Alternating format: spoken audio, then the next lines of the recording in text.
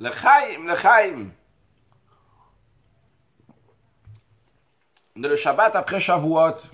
Souvent le Rabbi parle, dans cette période, de l'importance d'inscrire des enfants juifs en Gan Israël. On ne peut pas s'imaginer l'influence que ça peut avoir. Alors des fois on se dit, bon, on va parler, on envoie des messages, on annonce, mais on ne voit pas les effets. Cette question ne se pose pas seulement sur le Gan Israël, mais sur le Mivtsaïm du Rabbi en général. Quelqu'un peut se dire, oui, c'est vrai, j'ai mis les tefilines une fois par semaine, plusieurs fois par semaine, il y a un cours de Torah, mais je ne vois pas les effets. De même, quelqu'un peut se dire sur soi-même, je travaille, je fais quelque chose, je fais ce qu'on doit faire, mais je ne vois pas les effets.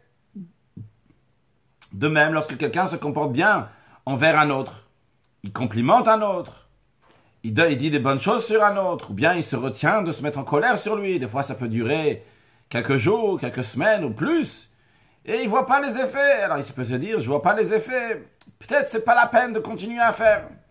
Eh bien, aujourd'hui, j'aimerais partager avec vous une histoire. Une histoire que j'ai entendue, je me rappelle bien, c'était Baruch Hashem avec ma femme. On s'est fiancés le jeudi 8e jour du mois de Shvat. Et Shabbat, c'était Yud Shvat, le jour de Iloula du Rabbi précédent. Motzai Shabbat, c'était le Yud Alev Shvat, le 11e jour du mois de Shvat, le jour que le Rabbi est devenu Rabbi. À Motzai Shabbat, il y avait Farbringen et Defarbringen à 770 Eastern Parkway. C'était l'année où j'étudiais à 770 Eastern Parkway, à la synagogue, à la yeshiva du Rabbi. Et il y avait un chalier du Rabbi, Rav Shabtai Slavatitsky d'Anvers, qui faisait Farbringen. Je me suis retrouvé dans ce Farbringen. Il a raconté une histoire. Et cette histoire-là, il a fait avec cette histoire un Farbringen pendant toute la nuit. Je me rappelle jusqu'à 8h du matin, le Farbringen, les gens arrivaient déjà pour faire la tfila. Continuaient à faire Farbringen sur le point de cette histoire. Plus tard, c'était imprimé aussi dans son livre, un livre qui s'appelle L'Echaim Velivracha, qu'on a écrit pour lui, ou il a écrit, je ne sais pas. En tout cas, c'était aussi imprimé. Le message ici, dans le livre, est un peu différent, mais le message qu'il avait dit m'avait énormément marqué. L'histoire est la suivante. Il a un membre de famille. Il avait un membre de famille, il s'appelait Yitzhak Names. Et ce Yitzhak, c'était un grand chassid du Rabbi. Et son business, ses affaires, c'était de vendre des timbres. Il allait de partout vendre des timbres. Vous savez, des fois, quand on fait du commerce, des fois ça marche et des fois ça marche pas. Mais lui, comme c'est un chassid, il sait que ça n'existe pas, que ça marche pas. Si ça n'a pas marché, donc tu n'as pas réussi à vendre des timbres, mais c'est pour une autre raison. Et il faut faire cette loi noachide. Partout où il allait, il amenait des photos du Rabbi avec lui, les sept lois noachide, même qu'il allait dans des pays tout à fait étrangers à l'Europe. Et il influençait tous les gens qui étaient là-bas. Un jour, donc c'est passé en Amérique, il est parti voir un juif, un monsieur Tender. Et ce monsieur Tender n'a pas réussi à faire des affaires avec lui. Mais il s'est dit, même si je n'ai pas fait d'affaires avec lui, c'est sûrement pour une bonne raison. Il faut le rapprocher du judaïsme. Et comme ça, il a gardé contact avec lui, essayé de le rapprocher du judaïsme. Mais les choses n'avançaient pas. Il n'y avait rien qui avançait, les choses restaient comme c'était. Il a parlé au secrétaire du Rabbi, Rav Khadakov. Le Rav Khadakov lui a dit de dire à ce juif-là de faire kidouche le vendredi soir. Je ne sais pas pourquoi il a dit ça, mais en tous les cas, c'est ce qu'il lui a dit. Et en effet, ça a marché. Il a commencé à vouloir changer sa cuisine, séparer le lait et la viande, manger kasher, etc. Mais malheureusement, la femme de M. Tender ne voulait pas tous ces changements-là. Un jour, ils sont partis en Belgique.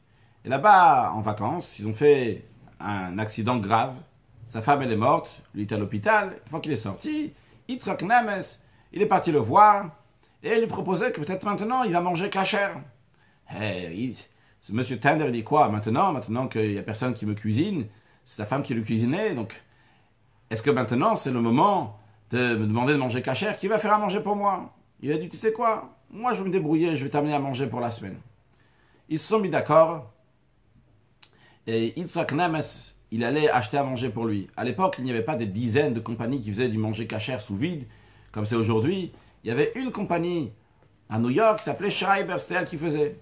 Yitzhak Names, chaque semaine, il allait jusqu'à Schreiber là-bas pour prendre 7 barquettes de manger. Et il prenait le train pour l'amener à ce monsieur Tender. Et il revenait chez lui et payait de sa poche. Comme ça, chaque semaine, ça lui prenait pendant 5 heures. 5 heures pour qu'un juif va manger kasher. Et comme ça, semaine après semaine, chaque semaine, qu'il fasse froid, un froid new-yorkais, une chaleur lourde de New York, quoi qu'il arrive, Yitzhak Nemes y allait à chaque fois, chaque semaine. Au bout d'un an et demi, ce monsieur Tender, il dit à Yitzhak Nemes, écoute, c'est pas la peine, arrête d'amener, je vois que c'est difficile pour toi. Il dit, pas du tout, c'est un juif, il mange cachère, c'est avec grand plaisir. Il dit, écoute, c'est vraiment, c'est pas la peine. Et quand Yitzhak Nemes, il insiste, il dit, je vais dire la vérité, je ne les mange pas. Yitzhak Nemes, il a un coup de cœur comme ça, tout ce temps, tout cet argent investi, alors que le juif, il mange pas cachère. Il lui dit, comme, pourquoi? Il lui dit, c'est trop salé. Il lui dit, pourquoi tu m'as pas dit avant? Il dit, ah, j'avais honte de te dire. Il dit, alors, mais qu'est-ce que t'en fais? Il dit, je le donne à mon chien. Mon chien, il mange glad kasher. Il a mangé glad kasher. Dans le livre, j'ai pas vu, mais il me semble qu'il avait dit, mon chien, il est mort cette semaine. Il n'y a personne à qui donner la viande maintenant, je ne veux pas la jeter à la poubelle. Il y a personne à qui donner le manger. Yitzhak Nemes, ça l'a rendu malade. Malade. Comment? Pendant tant de temps investi, tant d'argent investi, rien qui s'est passé. Le juif n'a pas mangé kasher. Des années sont passées. Et un jour, Madame Nemes reçoit un téléphone tout à fait ordinaire, d'une organisation qui se trouve à Crown Heights. Crown Heights, donc qui est à Brooklyn, Crown Heights qui est le quartier du Rabbi.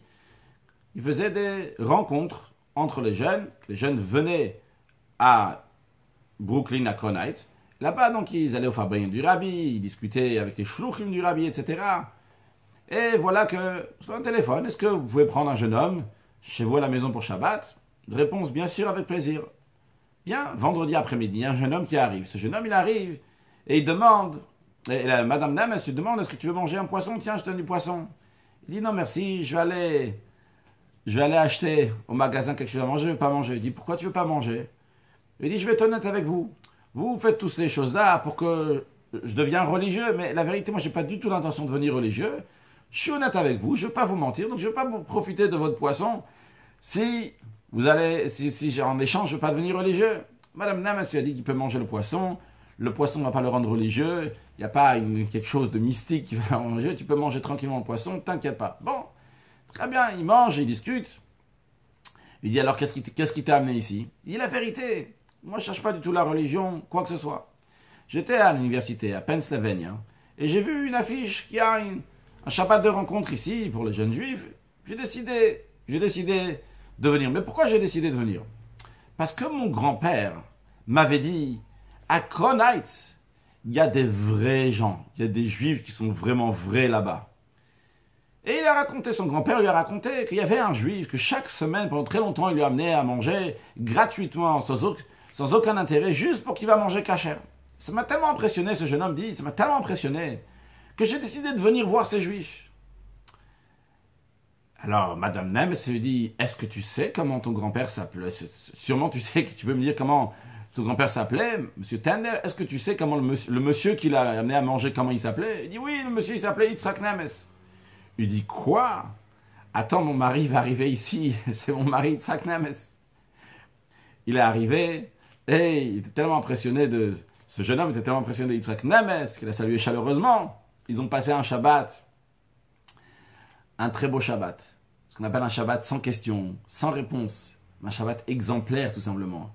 Cet exemple de chassid de Yitzhak Nemes a tellement touché ce jeune, que ce jeune, il est parti étudier à la yeshiva de Hadar HaTorah, une yeshiva qui se trouve à Crown Heights jusqu'à aujourd'hui. Et là-bas, il s'est rapproché du judaïsme. Et aujourd'hui, il a fondé un foyer juif. Extraordinaire comme histoire. Alors, de le point du Farbrengen, avec Rav Shabtai Tzavatit, qui était que ce qu'on doit faire, c'était le Farbrengen en Yiddish, Mdafton, de Ebishtervet Ufton. Nous, ce qu'on doit faire, c'est faire, agir. Fais ce que tu dois faire. Après, les conséquences qui doivent en sortir de ça, c'est déjà dans les mains de Dieu.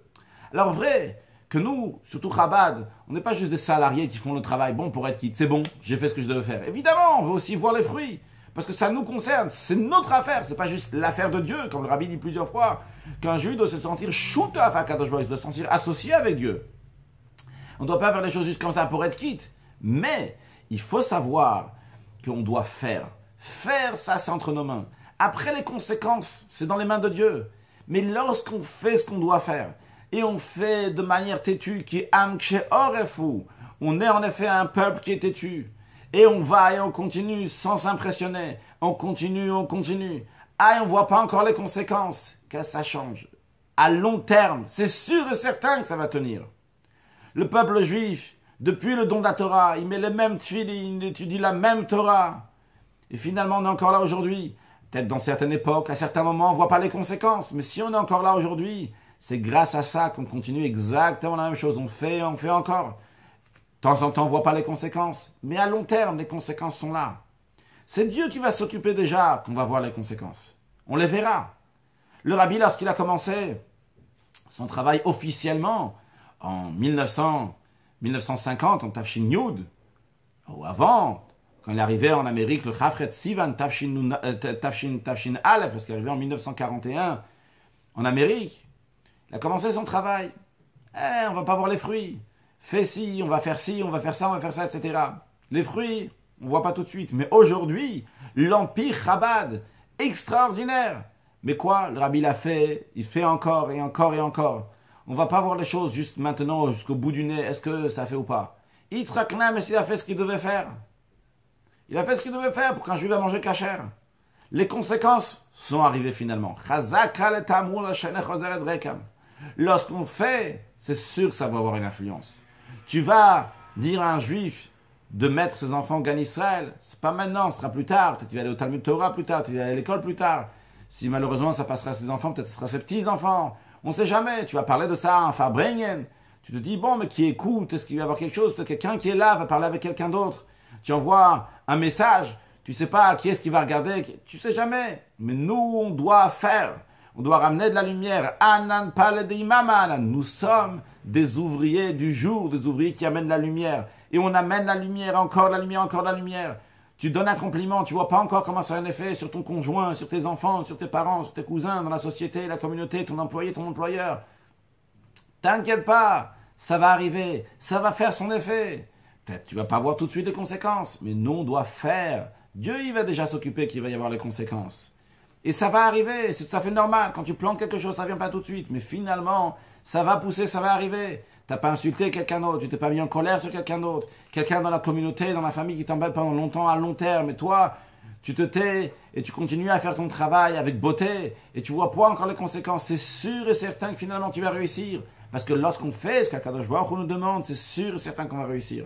Alors nous, on doit aller parler à tout le monde. Il y a des centres aérés, il y a des Talmud Torah, il y a des écoles juives. Il faut mettre les tefillin, il faut allumer les bougies de Shabbat. Amener, rajouter la lumière de partout, planter des graines de partout.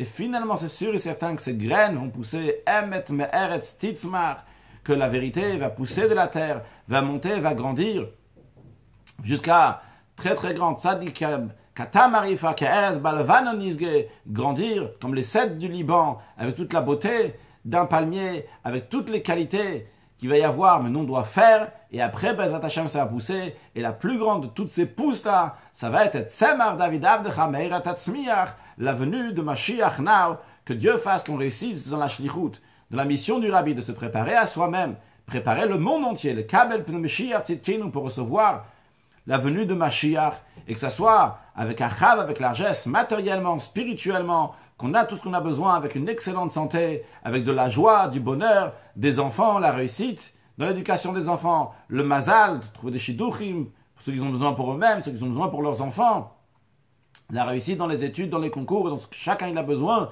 avec grande largesse, c'est l'essentiel de tout, qu'on puisse accueillir Mashiach now, le Chaim,